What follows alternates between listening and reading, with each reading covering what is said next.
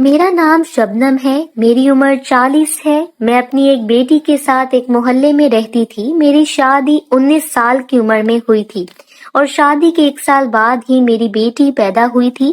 میرے شوہر باہر ایک جاب کرتے تھے اور سال میں 1 مرتبہ چکر لگایا کرتے تھے۔ میں اپنی بیٹی کو لے کر کافی جذباتی تھی اور اس کے اچھے نصیب کی دعا کیا کرتی تھی۔ میری بیٹی بالکل میرے جیسی تھی۔ میں شروع سے ہی اپنا خیال رکھتی تھی، جس کی وجہ سے مجھ میں اور میری بیٹی میں کوئی خاص فرق نہیں تھا۔ بس میرا حسن میری بیٹی سے زیادہ تھا۔ میری بیٹی کا نام نمرا تھا اور وہ یونیورسٹی میں پڑھتی تھی۔ میں نہیں چاہتی تھی کہ وہ آگے پڑھائی کرے کیونکہ زمانہ بہت خراب ہو چکا تھا، پر نمرا نے مجھ سے ضد کی تھی کہ وہ آگے پڑھنا چاہتی ہے، جس کی وجہ سے میں نے اسے اجازت دے دی اور یونیورسٹی جانے لگی۔ میں اب گھر میں اکیلی رہتی تھی کیونکہ میری بیٹی رات کو یونیورسٹی سے آتی تھی۔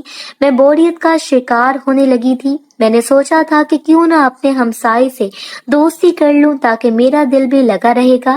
یہی سوچ کر میں نے سامنے والے گھر میں جانا شروع کر دیا تھا۔ ان کا ایک لڑکا تھا جو کہ کافی خوبصورت تھا اور اچھے نئے نقش کا مالک تھا۔ وہ اپنی امی کے ساتھ اکیلا رہتا تھا۔ میں اس سے کافی بات چیت کرنے کی کوشش کرتی تھی، پر وہ مجھ سے بات کرتے ہوئے جھجکتا تھا۔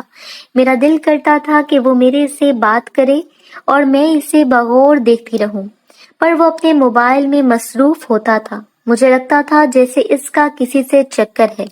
مجھے یہ خیال بھی آتا تھا کہ کہیں وہ میری ہی بیٹی نہ ہو، پر میری بیٹی اپنی پڑھائی پر دھیان دیتی تھی۔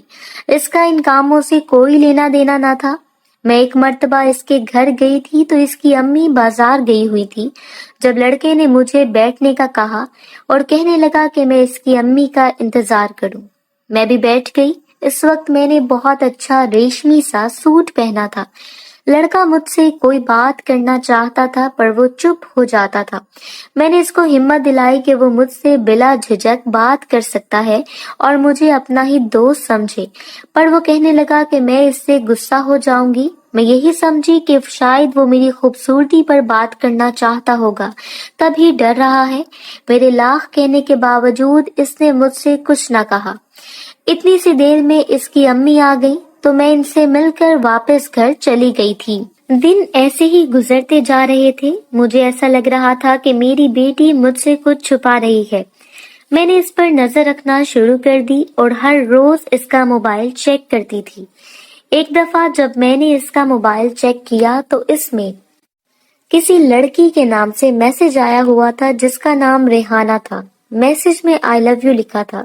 جب میں حیران ہوئی تھی کہ لڑکی یہ میسج کیوں کر رہی ہے، مجھے لگا شاید اس نے دوست ہونے کے ناطے یہ میسج کیا ہے، تو میں نے نظر انداز کر دیا تھا۔ میرے ذہن میں یہ بات نہ آئی کہ اس لڑکے کا نام ریحان ہے اور کیا پتا میری بیٹی نے اس کا نمبر ریحانہ سے سیو کیا ہو۔ مجھے خود پر حیرانگی ہونے لگی تھی کہ میں اپنی ہی بیٹی پر شک کر رہی ہوں۔ میں نے سوچ لیا تھا کہ آج کے بعد نمرا کی جاسوسی ہرگز نہیں کروں گی۔ دن تیزی سے گزرنے لگے تھے۔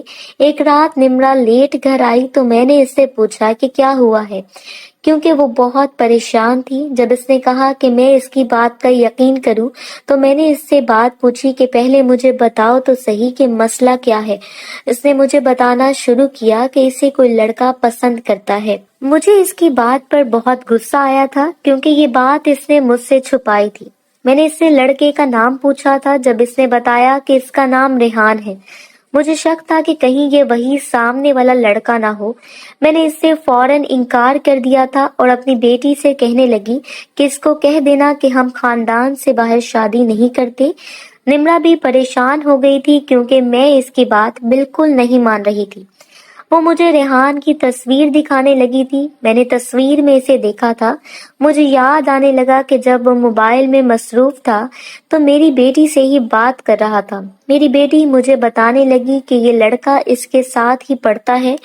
میں نے اسے کہا کہ لڑکے کو کہنا کہ میری امی اس سے ملنا چاہتی ہیں۔ میری بیٹی نے میری بات مان لی اور اب مجھے اس کا انتظار تھا۔ میں نے ایک دن اس کا انتظار کیا پر ریحان مجھ سے ملنے نہ آیا۔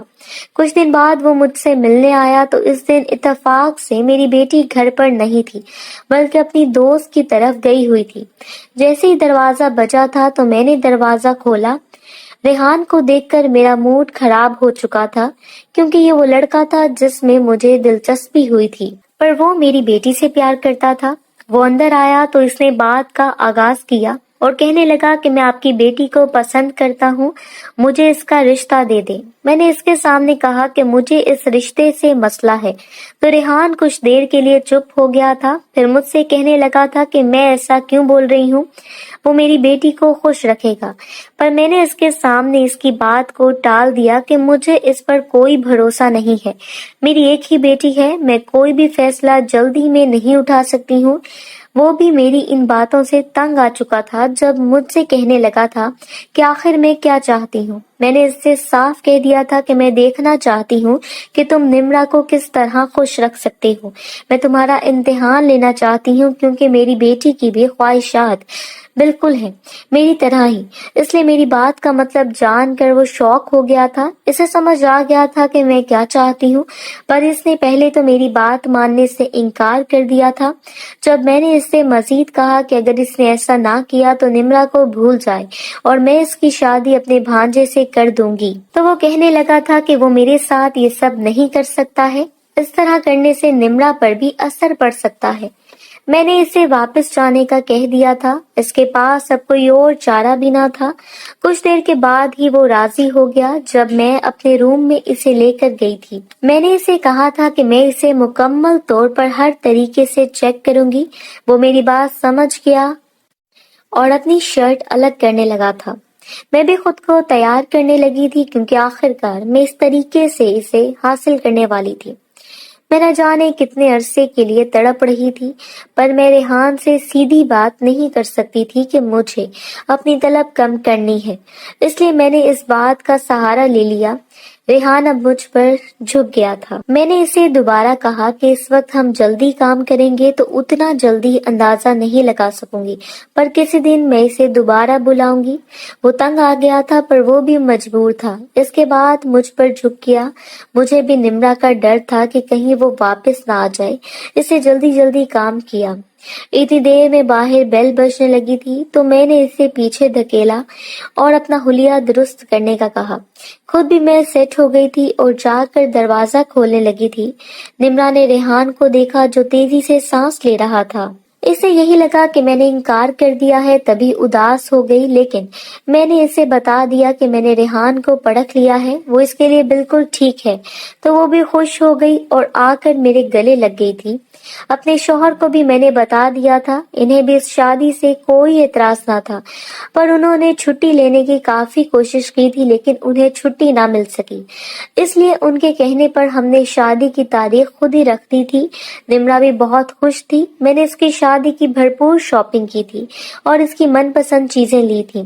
ریحان بھی بہت خوش نظر آ رہا تھا، میں جب بھی اسے دیکھتی تھی تو مجھے یاد آ جاتا تھا کہ اس نے ادھورا کام ابھی پورا کرنا ہے۔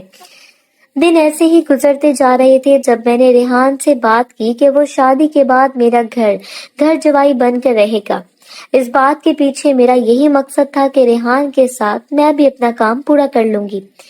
ریحان اس بات کو مان چکا تھا۔ مہندی کے بعد میں نے ریحان کو یاد کروایا کہ ابھی تک وہ ادھورا کام مکمل نہیں ہوا، تو اس نے مجھے یقین نہیں دلوایا کہ وہ میری بیٹی کو کس طرح خوش رکھے گا۔ ریحان کہنے لگا کہ وہ میرے روم میں ہی رات کو آ جائے گا۔ میں اس کی بات مان لی اور اس طرح اس رات جی بھر کے اپنی طلب اس سے پوری کروا لی تھی۔